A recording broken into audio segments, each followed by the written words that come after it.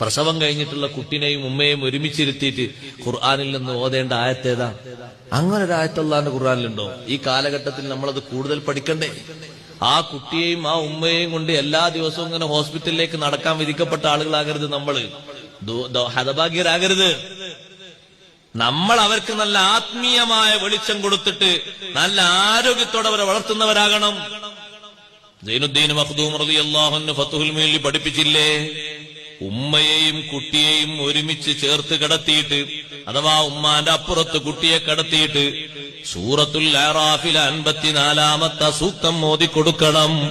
ഇന്ന റബ്ബക്കുമുല്ലാഹുല്ലദീ ഖലഖസ് സമാവാതി വൽ അർള ഫീ 6 അയ്യാമിൻ ثم استوى على العرش يغشي الليل النهار يطلبه حثيثا والشمس والقمر والنجوم مسخرات بأمره ألا له الخلق والأمر تبارك الله رب العالمين.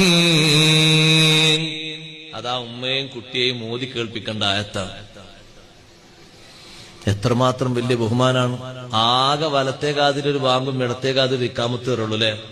ആ വലത്തേകാതിൽ വാങ്ങിന്റെ പുറമെ ഇഖ്ലാസ് സൂറത്ത് സുന്നത്തില്ലേ, അങ്ങനെ ഒരു സുന്നത്തുണ്ടാ? ഈ ഉസ്താദ് പുതിയ കിതാബ് എന്ന് പറയാം. പുതിയ കിതാബ് എന്ന് ഉസ്താദെ പഴയ കിതാബ് തന്നെയല്ലേ? അതേ കാതിൽ തന്നെ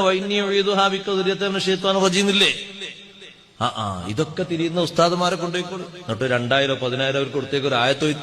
ഉസ്താദ് ഒരു ആയത്തോ നിങ്ങൾ 10,000, ഒരു സൂറത്ത് ഓതിന 30 ആട് കൊടുത്ത്. നമ്മളെ 10,000 ആയത്തിനാവല നമുക്കറിയാത്തോണ്ടല്ലേ.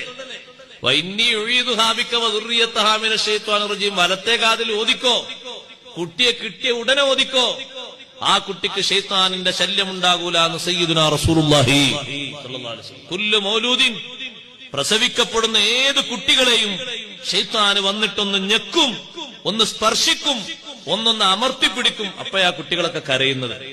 കുട്ടി കരഞ്ഞോന്നല്ല നമുക്ക് റിസൾട്ട് ഇട്ടുണ്ട്. ആ കുട്ടി കരഞ്ഞു, എന്നാ കുട്ടിക്ക് കോർങ്ങേടൊന്നുമില്ല. കുട്ടി കുറച്ചുകൂടെ ഞാൻ ചിരിച്ചോ, ആ കുട്ടിക്ക് ബുദ്ധി റെഡിയാണ്. ഇതല്ലേ തിരിയേണ്ടത്. ഈ കരയുന്നത് എങ്ങനെ മനസ്സിലായോ? ശൈത്താനിന്റെ സ്പർശനം കൊണ്ടാണ്.